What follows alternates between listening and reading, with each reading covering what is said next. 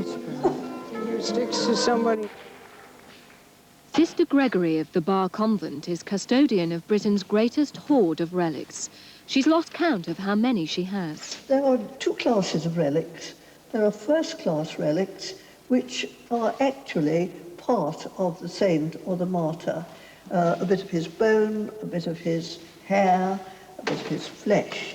Then there are second-class relics, which are very much more common, and those consist of a bit of the clothing, or perhaps something that's just touched the body. This is the skull of St. Victor, a Roman martyr. We see he was a martyr from the palm around his skull. I can't say that I have a favourite, but I suppose perhaps, if anything, Margaret Clitheroe's ham, because I do admire her enormously as a very, very brave woman. Margaret Clitheroe was a 16th century butcher's wife in York. She became a Catholic when it was against the law to do so. For giving sanctuary to persecuted priests, she was condemned to a barbaric death.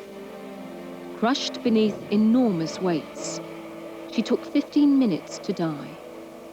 Her body was then thrown on a dunghill as a sign of disrespect, but after some days it was rescued by her friends, and they took off the hand, and for about 200 years it was kept in a little wooden box, and then it was put into this reliquary and sealed in.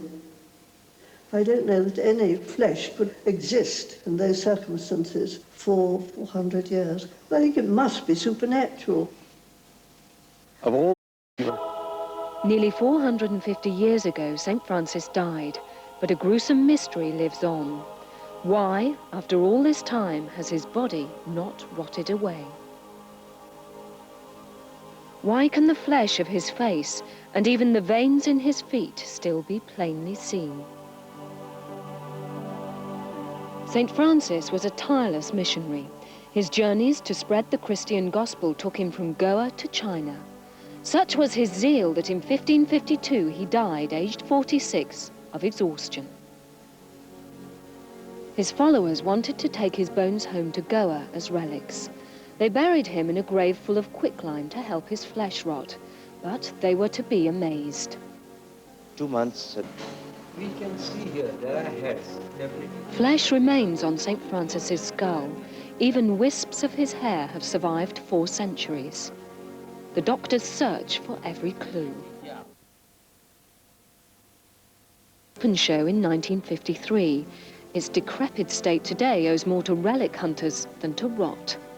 They cut off an arm in 1614. It's now in the Vatican. A shoulder and the entrails went next. Even some of St. Francis's toes have been carried off. The first one was actually taken by a Portuguese lady. In exuberance of feminine devotion, she bit off one of the toes. 3 others fell off at different times. 2 of them, relics of his body. We treasure them reverently because they belong to the father of our faith. Fierce debate. They know why the body is decaying now, but how did it stay so fresh for 100? In my opinion, I would say this body, the skin is completely dry because of the quicklime which has been put below. They are laws that suspend his laws.